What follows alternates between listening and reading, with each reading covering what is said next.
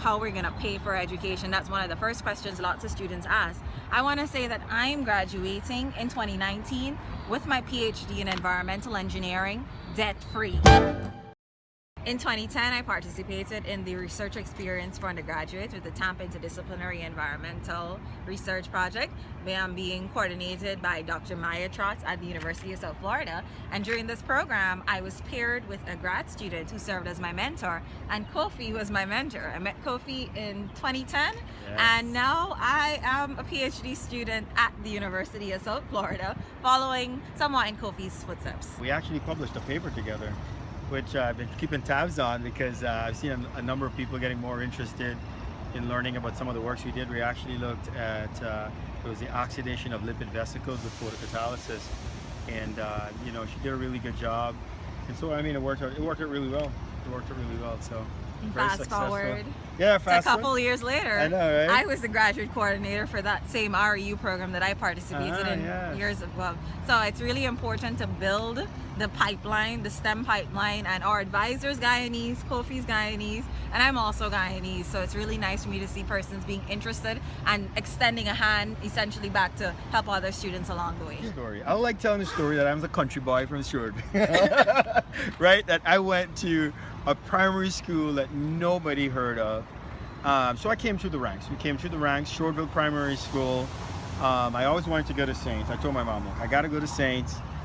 Studied hard. She told me this is what it's going to take. Got to St. Stanislaus College. Was inspired by the teachers there in Saints.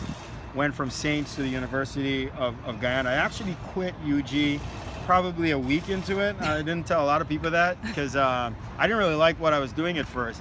My mom made me stick with the program, of course. Graduated at the top of the class eventually. In civil engineering, and then went off to UE, got a scholarship from CETA. At that time, I was the only engineering student to get that scholarship to actually study at Surmise. I was there first. But yeah, I came through the ranks.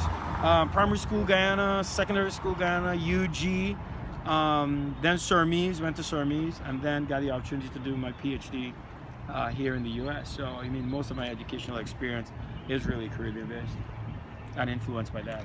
And for me, I finished up to sixth form doing CAPE at Queen's College in Guyana. Then I did my undergrad at the University of the West Indies in Trinidad and Tobago, and now I'm at USF doing my PhD in environmental engineering. And my undergraduate was not in engineering, it was actually in chemistry and environmental and natural resource management, and I also did a minor in economics. So it is possible to make a switch once you have a science background into engineering. I do believe mentorship is an important part of this process, and Dr. Trotz popped into my life about almost 9 years ago. Was the first time I met her, and since then she's kept tabs on me along the way. And my mom was like, you're finishing CAPE and then you're gonna go off to university. So finishing CAPE I thought was really important. And then you also learn, when coming to US schools, you get placed out of classes at the university level thanks to doing CAPE. So it's important when you're transferring to a school to see what your CAPE classes place you out of.